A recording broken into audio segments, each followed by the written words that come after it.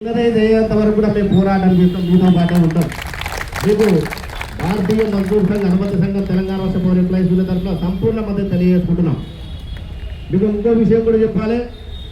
మొన్న ఒరిస్సాలో BMS all India meeting జరిగినప్పుడు 8వ తారీఖు 9వ తారీఖు ప్రవేశపెట్టినటువంటి తీర్మానాలలో దేశంలో ఉన్నటువంటి కార్మికులు ఎవరైతే ఉంటారో, కాంట్రాక్ట్ కార్మికులు ఎవరైతే ఉంటారో వాళ్ళందరినీ కూడా రెగ్యులరైజ్ చేయాలని చెప్పేసి తీర్మానం చేయడం జరిగింది. మన తెలంగాణ రాష్ట్రంలో ఉన్నటువంటి విద్యుత్ సంస్థలో ఉన్నటువంటి ఆర్టీజన్లందరినీ కూడా రెగ్యులరైజ్ చేయాలని చెప్పేసి అని మేమందరం కూడా జిల్లాల వారీగా జిల్లా కలెక్టర్ల ద్వారా ప్రధానమంత్రి గారికి మెమోరాండం సమర్పించడం జరిగింది. ఆ కాపీ కూడా మీకు నేను కమ్యూనికేట్ చేయడం జరుగుతుంది. మీరేం అధైర్యపడద్దు. మన తెలంగాణ ఉద్యమాలు అనుకున్నాం, అవరే దక్కా తెలంగాణ పక్క అనుకున్నాం. ఏ ఆఖరి దక్కా కన్వర్షన్ పక్క. ఎందుకంటే అన్ని ట్రేడ్ యూనియన్లు కూడా మీతో కలిసి వచ్చినాయి.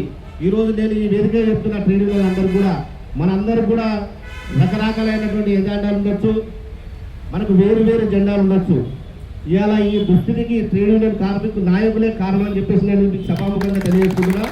జరిగిన పొరపాటు జరిగిపోయింది. వీళ్ళందరం కలిసి కూడా కలిసి కొట్లాడి వీళ్ళందరినీ కూడా రెగ్యులరైజ్ చేయించే బాధ్యత మనం తీసుకోవాలని చెప్పేసి తెలియజేసుకుంటూ మరొకసారి కూడా భారతీయ మజ్దూర్ సంఘ్ మీకు సంపూర్ణ మద్దతు తెలియజేస్తుందని చెప్పి తెలియజేసుకుంటున్నాను. కార్మికుల ఐక్యత, కార్మికుల ఐక్యత, కార్మికుల ఐక్యత.